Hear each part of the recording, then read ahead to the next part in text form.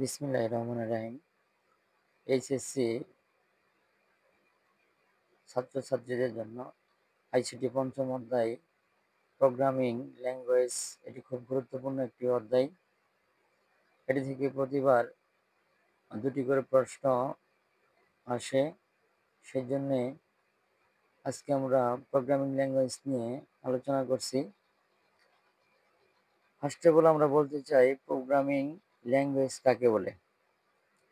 দেখো, programming language হচ্ছে একটা ভাষা। কোনো একটি সমস্যা সমাধান করতে গেলে আমাদের ওই বিষয়ে আগে ভাষাটা আয়ত্ত করতে হবে, তারপরে প্রবলেমটা সলভ করা যাবে। প্রোগ্রাম কাকে বলে? কোনো একটি কাজ বারবার করতে গেলে কষ্টসাধ্য হয়, ওই কাজটিকে একবারে করে ফেলাকে প্রোগ্রাম বলে। আমি আবার বলি, কোনো একটি কাজ বারবার করতে অনেক কষ্ট সাধ্য হয়, ওই কাজটিকে একবারে করে ফেলাকে প্রোগ্রাম বলে। প্রোগ্রামের জনক হচ্ছে লেডি অ্যাডা অগাস্ট। লর্ড বাইরনের কন্যা লেডি অ্যাডা অগাস্টকে প্রোগ্রামের জনক বলা হয়।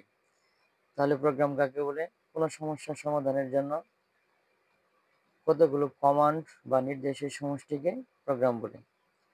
প্রোগ্রাম প্রোগ্রাম প্রবলেম শব্দ থেকে আমরা জানি, প্রবলেম কোনো একটা প্রবলেম হলেই তার সমাধান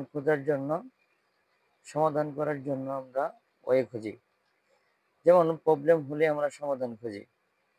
এই প্রবলেমটাকে সলভ করার জন্য কতগুলো উৎস আমরা পাই, সেগুলো ভাষা এখানে।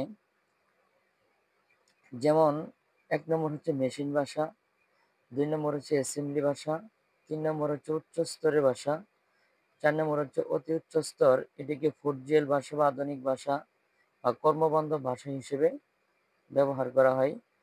তারপর এটা হচ্ছে স্বাভাবিক ভাষা। এই ভাষাগুলোকে আয়ত্ত করতে হবে।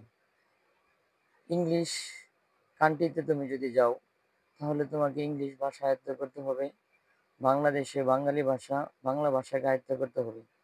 ভাষা কোনো একটি দেশের গুরুত্বপূর্ণ হচ্ছে ভাষা।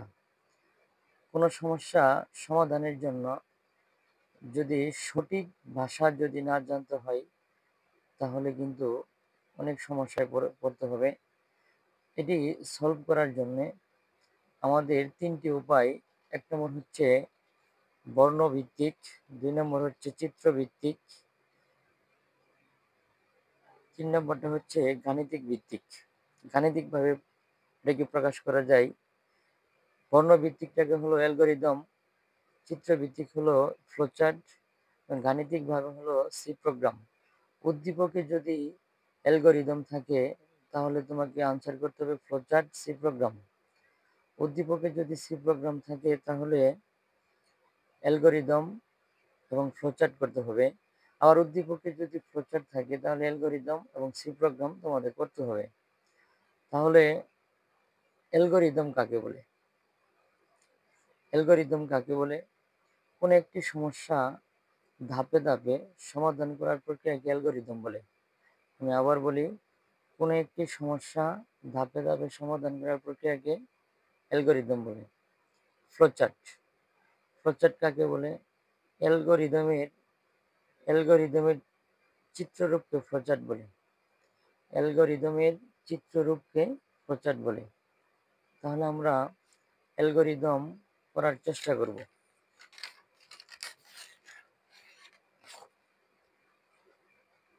আমরা নিয়ে আসলাম অ্যালগরিদম সংজ্ঞা আমরা আগেই বলেছি, কোনো সমস্যা ধাপে ধাপে সমাধান করার প্রক্রিয়াকে অ্যালগরিদম বলে। তাহলে অ্যালগরিদমের মৌলিক ধাপ হচ্ছে 5টি। নাম্বার 1 হচ্ছে শুরু। কোনো একটি কাজ করতে গেলে প্রথম ধাপ হবে শুরু। তারপর হবে 2 নম্বর ধাপ হচ্ছে কি? ইনপুট হিসেবে মান গ্রহণ করা। 3 নম্বর ধাপ হচ্ছে কি? সূত্র, প্রক্রিয়া এবং কি ফর্মুলা।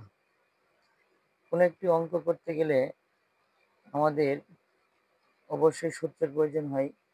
এই সূত্রটা প্রয়োগ করা হবে আমার 3 নম্বর ধাপে। 4 নম্বর ধাপ হচ্ছে ফলাফল হিসেবে মান প্রদর্শন করা। 5 নম্বর ধাপ হচ্ছে কি শেষ। এখন এই পরিপ্রেক্ষিতে আমরা একটা অ্যালগরিদম করব, 3টি সংখ্যার যোগফল নির্ণয়ের অ্যালগরিদম। যোগফল মানে হচ্ছে সাম। যোগফল মানে হচ্ছে সাম। তাহলে আমরা 1 নম্বর ধাপ কি করব শুরু।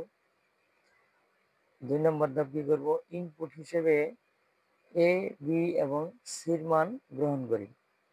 কোনো একটি অঙ্ক করতে গেলে ABCD 26টা বর্ণর মধ্যে থেকে যেগুলা থাকবে সেগুলো আমরা ইনপুটের মান নেব। ধাপ 3টি, 3টি চলকের মান যোগ করে সাম চলকে রাখি। তাহলে 3টি চলকের মান যোগ করে সাম চলকে রাখবো এবং ফলাফল হিসেবে সামের মান প্রদর্শন করি।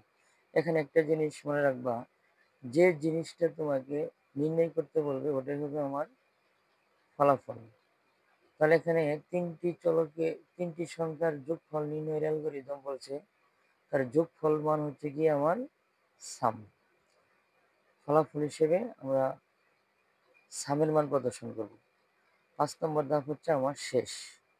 আশা করি সকলেই তোমরা বুঝতে পেরেছো।